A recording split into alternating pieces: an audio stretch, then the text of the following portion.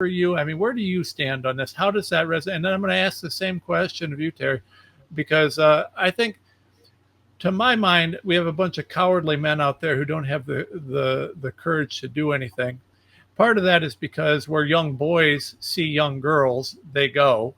Young boys follow young girls pretty prolifically, and when a young girl says, "Oh, it should be my body, my choice," a lot of boys are too cowardly to actually say, "Yeah, yeah, I don't know, I don't know, I don't think we ought to be murdering babies." Um, how does that? What's your reaction to that? Am I a toxic, evil man that is just trying to steal your rights for that opinion? I think ultimately my question is we need more masculine men, right? And we need men standing up in the pro-life movement. And I want to share a story actually about this time I got to speak to 40 youth. And I remember asking them at the beginning, how many of you guys are pro-life? And out of the 40, four of them, or 3 or 4 of them, raised their hands and said that they were pro-life. So here I was, I thought I was speaking to a pro-life crowd, but I wasn't. And they were between the ages of 14 to 16. And so let me make it clear here. This was a Christian group of 40 some youth, 15, 16 Christian, and only 4 or so raised their hand. So go ahead. Just want to make that very important. Yeah, it was a church youth group.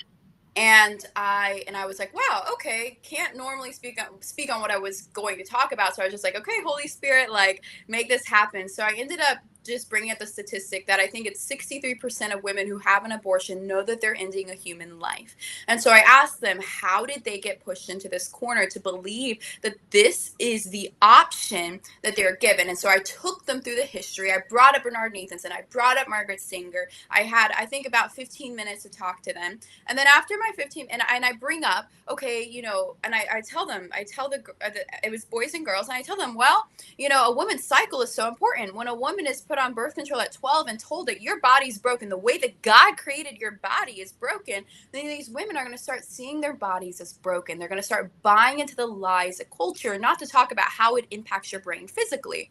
And so I bring that up. I bring up the breast cancer connection with birth control and the breast cancer connection with abortion, and I end my talk. And then I had 20 minutes with the girls and 20 minutes with the guys afterwards. So I go to the girls. Every single girl is asking me all these questions about her period. No one's taught them. Our sex ed program, by the way, written by Planned Parenthood, our public school sex ed program is written by Planned Parenthood. So what does it do? It conditions them to walk into their doors and make more money. And so these girls are begging me for information about their periods, asking me all these questions about their health care. And I was like, wow, we need to restore their identity as daughter of the king. And then I go over to the boys, and these boys are like, but what do we do to protect women in our schools? And I just remember just in that moment, and I think it had been brought up at some point before, maybe one of the guys has said it, but we ended up talking about pornography. And when I was supposed to spend 20 minutes with these boys, I ended up spending over an hour with these guys. And they just kept asking me, because they never heard from a woman the impact that pornography has on culture. But look at our human trafficking numbers. America is the #1 place for that consumer of child pornography, right? This is a rampant issue in the USA. And what fuels the demand for human trafficking? Pornography. What fuels and what keeps pornography going? Abortion.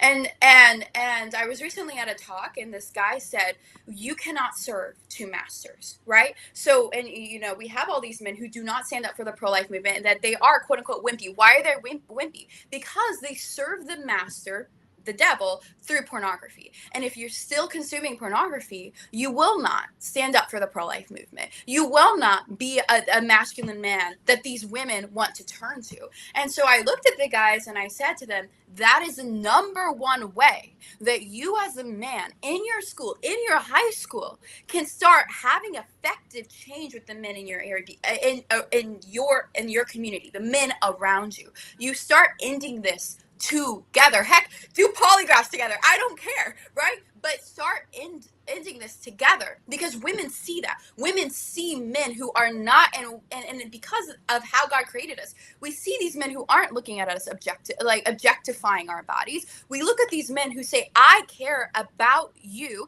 and I want to bring you information about your health that will change everything for you.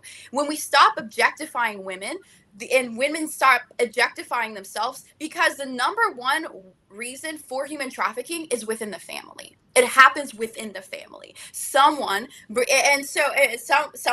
basically, quote unquote, sells out another person in their family or uses another person in their family. Until we stop objectifying the human body, there is no ending abortion, because you can't tell a woman who's selling her body, that the unborn child within her is good and has dignity as well.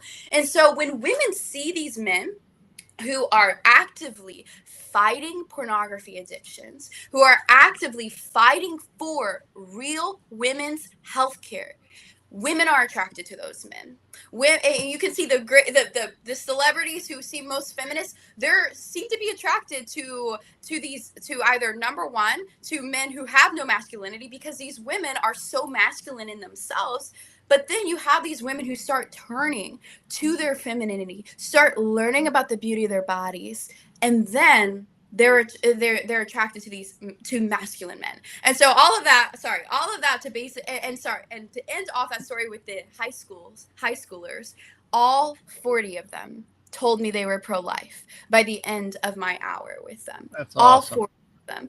And why? Because it was someone who was able to stand against the objectification of the human body. And when you stand against that, you restore your purpose as made male and female in the image and likeness of God. And that is innate to who you are, and you respond to that. And so when men stand up for women and they fight for what women care so much about, which is their health care, right? That is evident in Margaret Sanger, but Margaret Sanger twisted it. So what do? We turn it back on Margaret Sanger. We create a movement that ushers in a revolution. And that's what the initiative with Hosea Initiative seeks to do with Right to Know, is to create a movement of women who care about their bodies, who also, one standard that I have with the women I talk to is, especially in high school, if you're dating in high school, you don't date a man who is addicted to pornography. Make that a part of your dating conversations, because then we're calling men to a higher standard.